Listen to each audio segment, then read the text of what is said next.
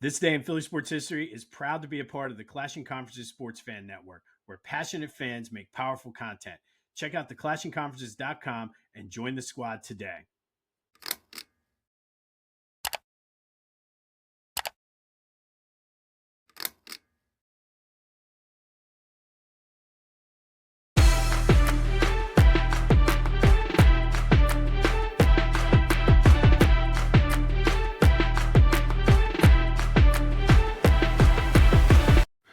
What's up, everyone? Welcome to this day in Philly sports history for November 24th, 2025. I'm your host, Jim Montgomery. Welcome to a Monday edition of the podcast, a very somber Monday, to say the least. It is Monday, though, so as we do every Monday, let's get into Rewind the Weekend, brought to you by Philly Goat. Go to phillygoat.com. Use the promo code Jim Montgomery to take 10% off of your order. It's Christmas shopping season, holiday shopping season, and Philly Goat has got you covered. So go check out everything that they have to offer. All right, let's just start with the elephant in the room. Not a good trip to Dallas for the Eagles.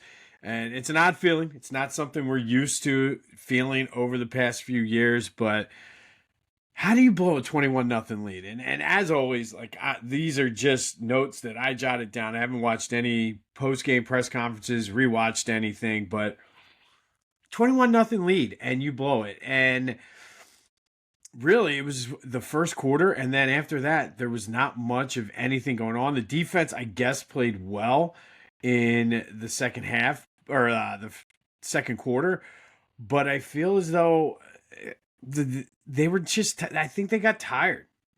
They definitely, holding the Cowboys to 24 points is, that's good considering their offense, but the offense just did not provide the Eagles defense with a ton of time to rest. Uncharacteristic of them with penalties, turnovers, mental mistakes. Like, why is Gibson taking that, even catching that ball on the fumble? You called it at the 1 yard line. Just let it bounce and you take your chances. Just a dumb mental mistake there. Silly, stupid penalties. Again, I'll give you, the refs were bad on both sides.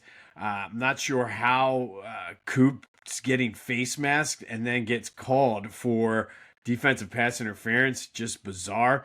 I do think, I don't know. I mean, you never want to put it on the refs at all, but I don't think the refs were a reason they lost that game. Just complete mental breakdowns. And truthfully, I'm anxious to see how this week goes, because I feel like this season is, and it's weird to say this for an 8-3 team, the season is teetering right now. I want to see how they respond.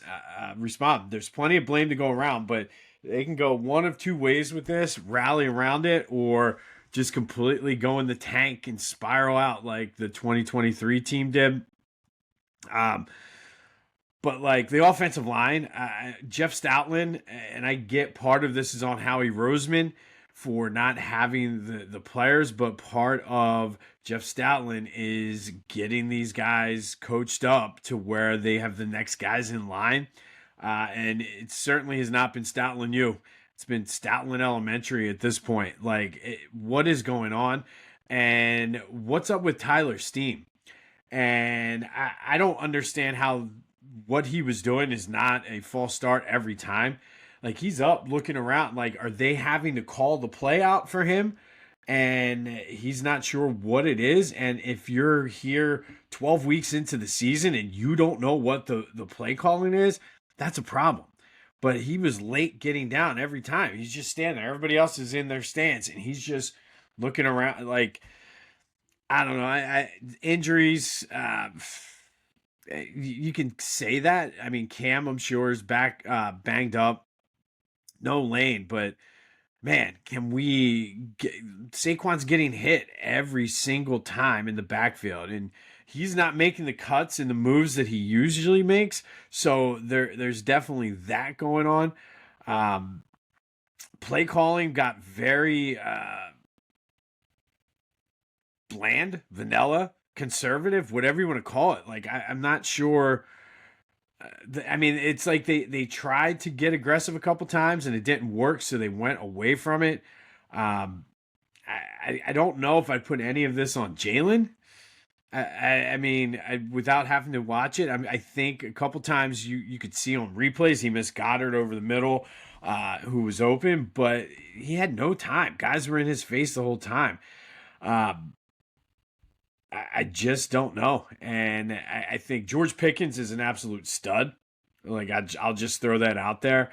And for all the Cowboy fans who are on my timeline talking trash, I'm sure. Listen, kudos. You guys, I mean, I think the Eagles shot themselves in the foot multiple times between 14, I think it was, penalties, 2 costly turnovers in the second half. But to the Cowboys' credit, they took advantage of it. Like I said, I don't necessarily feel as though the Cowboys beat the Eagles. I think the Eagles, we've said it all season, the only team that can really beat the Eagles are the Eagles. And this was one of those games where they just played like absolute ass. And like I said, not to take anything away from the Cowboys because they were able to take advantage of it. And I don't know. I'll look through some stuff today and have a more clear thing and listen to what people were saying afterwards. But just terrible, absolutely terrible. Like you can't do that. And this had the makings of a trap game the entire season, but I think once you go up 21-0, that kind of gets thrown out the window. You just got your ass kicked. And I feel like the Eagles came out and punched the Cowboys. The Cowboys counter punched and the Eagles had no answer for it. And it's very uncharacteristic of a Nick Sirianni coach team to not have that answer, but just absolutely no excuse for that. No excuse at all. But short week. Excited to see how they respond to this because this is make or break of the season here. Kyle and I will be back, I'm sure, with a lot to talk about on the Brotherly Birds breakdown. Need to still coordinate with him recording schedule, but lots to talk about. And I think I don't even know who to start with because everybody has to take a role in and some accountability in this loss. And I guess for go to the game, I don't know if anybody's deserving, but you go AJ, Jalen, Braden Mann. I mean, Braden Mann had a couple good punts, was able to, even though the 15-yard penalty shouldn't even have been a penalty. I don't know if you can challenge that. I thought you could, but it was clearly tipped, so it shouldn't have been the penalty. Reed Blankenship for his interception. I don't know. Maybe Jalen, maybe AJ. Who do you got? 267-495-8531. That's the Back to the Future voice and text line. Make sure you get your vents and your frustrations out. We'll do this as a therapy day on the Back to the Future voice and text line. But truthfully, I don't think anybody's deserving of being the GOAT. And if I had to pick a GOAT from the game, it would have been George Pickens. But let me know your thoughts as the Eagles lose to the Cowboys 24-21, blowing a 21-0 lead. And then later last night, it did not get any better as the Union were bounced from the MLS playoffs 1-0 to New York City. Kudos to the goalie for New York. 20 shots to 6, the Union outshot them. They could not get anything to fall. Their season is over, wasted a supporter shield, and they are now off until February. It does lead us into today's thankful. Didn't really work out the way I had it planned, but we are thankful for the Union. If you ever gone down to Subaru Park to watch a game, the atmosphere, it's fun for the kids, and if your kids are anything like mine, they all play soccer. They're all into it. They love seeing it. It's very cheap. You're able to go down there. We went earlier this season, saw Messi. My daughter loved it. Pretty cheap. I mean, it's still concessions, so they're ridiculously marked up, but fairly cheap compared to going to the Link or Citizens Bank Park.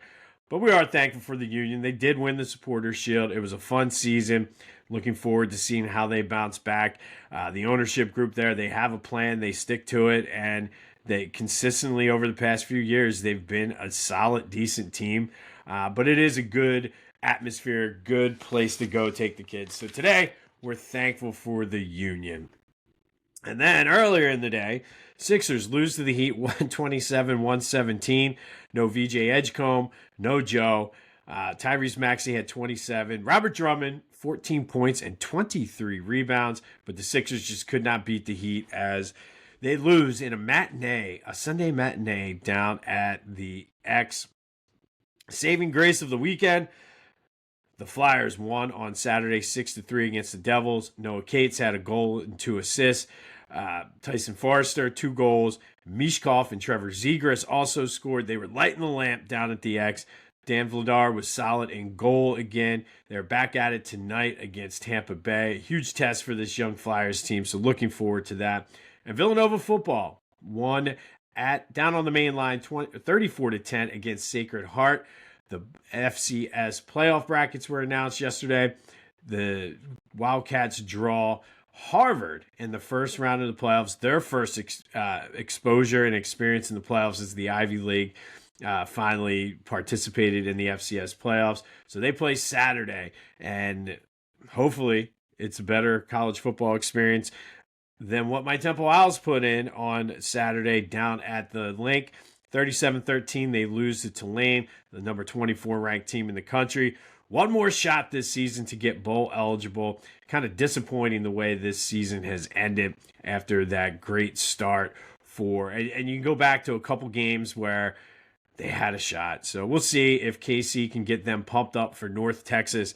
But it's going to be a tough game again for the Owls down in North Texas. So we'll see what happens. But overall, not a good weekend in Philly sports. But what happened on this day, or this weekend, I should say, in Philly sports history? On November 22nd, back in 1992, the Eagles beat the Giants 47-34 up in the Meadowlands. They scored 20 points in the first and second quarters. Heath Sherman had 109 yards and a touchdown. But the big story from this game was Vaisa Kahima with an 87-yard punt return touchdown, and then he used the goalpost as his own punching bag. And then November 23rd, back in 1954, happy birthday to the Big Five. The Big Five was founded on this day on the 23rd in 1954. 1939, the Eagles played their first ever Thanksgiving Day game, beating the Steelers 17-14 at Municipal Stadium. And then in 1989, they played on Thanksgiving again. This was 27-0. Bounty Bowl 1 down in Dallas. Fights. It was chippy. The Eagles forced 5 turnovers. Only got to Troy Aikman 2 times, but it set up Bounty Bowl 2 at the Vet. And that you might remember that game. That's when there was snow, so they were throwing snowballs at everybody. And that's Rewind the Weekend, brought to you by Philly Goat. Go to phillygoat.com. Get your holiday shopping. It's not too early. And use that promo code Jim Montgomery to take 10% off of your order. Terrible, as Charles Barkley would say, weekend in Philly sports, though.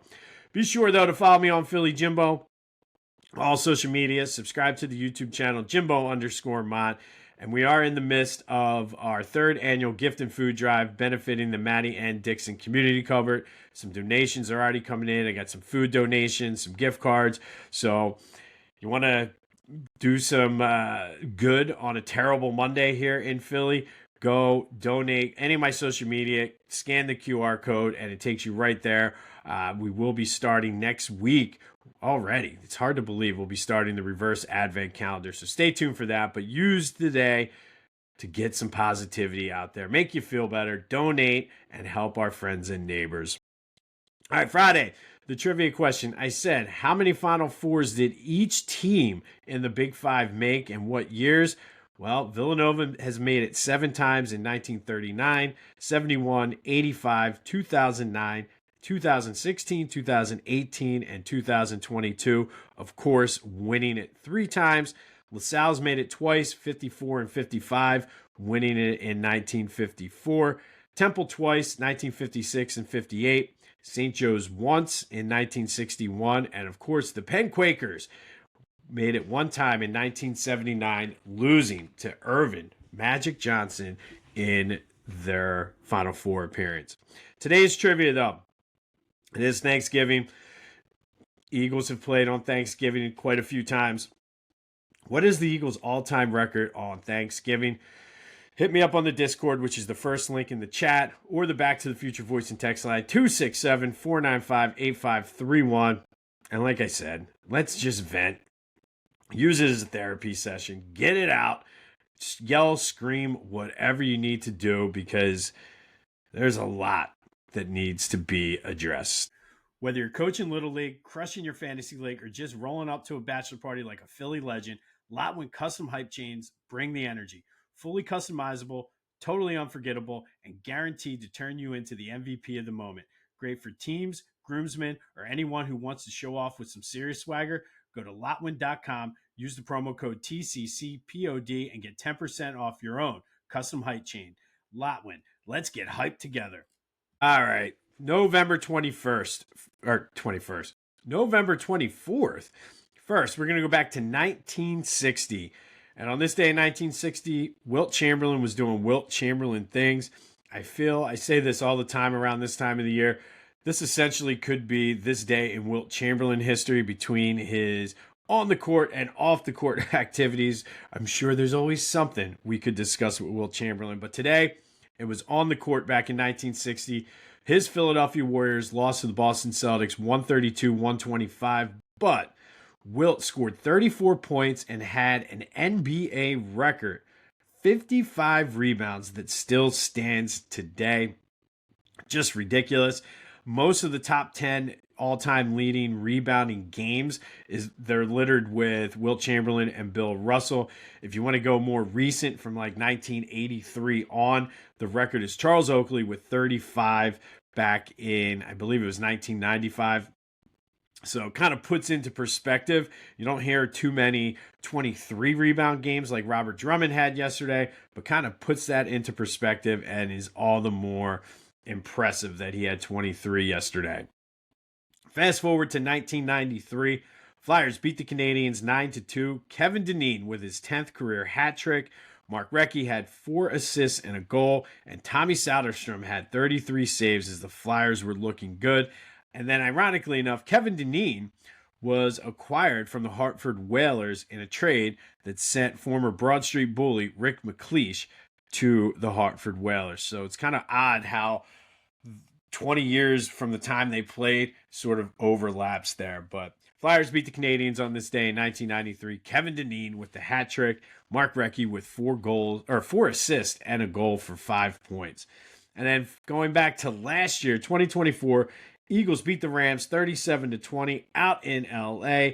Jalen with a touchdown pass to AJ, but it was the Saquon Barkley show. 255 yards and 2 touchdowns, setting the Eagles' single game record for rushing yards in a game. Also added 4 receptions for 47 yards, almost 300 total yards of offense for Saquon on this day. Actually, I think he would have gone over 300 if I do my math real quick. But either way, the defense, 5 sacks and a turnover. My, what a difference a year makes. Saquon can't get anything past a negative 2-yard gain. Can't hold on to the ball. But on this day, last year, things were looking good as Saquon set the Eagles' single season rushing record with 255 yards. Back in 93, Flyers beat the Canadiens 9-2. Kevin Dineen with the hat trick. And Wilt Chamberlain set an NBA record with 55 rebounds back in 1960. I'm all over the place today because I'm so distraught and pissed off about this Eagles game. Don't forget to let me know the answer to the trivia question. What is the Eagles' all-time record on Thanksgiving? Who's your GOAT of the game? Is there anybody that's even deserving of being the GOAT of the game? I don't know. Why don't you be the GOAT of the game and donate to the gift and food drive? It's ridiculous. I don't even know where to begin. I don't even know if I want to dive into this because it's going to be, especially on a short week, it's going to be noisy. It's going to be loud. Lots of theories. Lots of people probably calling for Kevin Patullo to be fired. I don't know if that's the case or what you should do right now. Maybe Nick Sirianni takes play calling from him. Maybe, I don't know. I think they all need to look in the mirror, and all of them, everybody from Jeffrey Lurie on down, and ask yourself, what the hell are we doing? This has been This Day in Philly Sports History for November 24th, 2025. My name is Jim Montgomery. Go try to have a good Monday. It's just, you know what? If they would have lost to the Cowboys, it would have been okay. Blowing a 21-point lead just makes it sting even more because, we them boys, all the Cowboy fans are going to be coming out. And look, I don't want to take anything away from them. They took advantage of it, but I just don't want to hear it. I don't want to hear it. Go have yourselves a Monday. And until next time, I'll see you when I see you.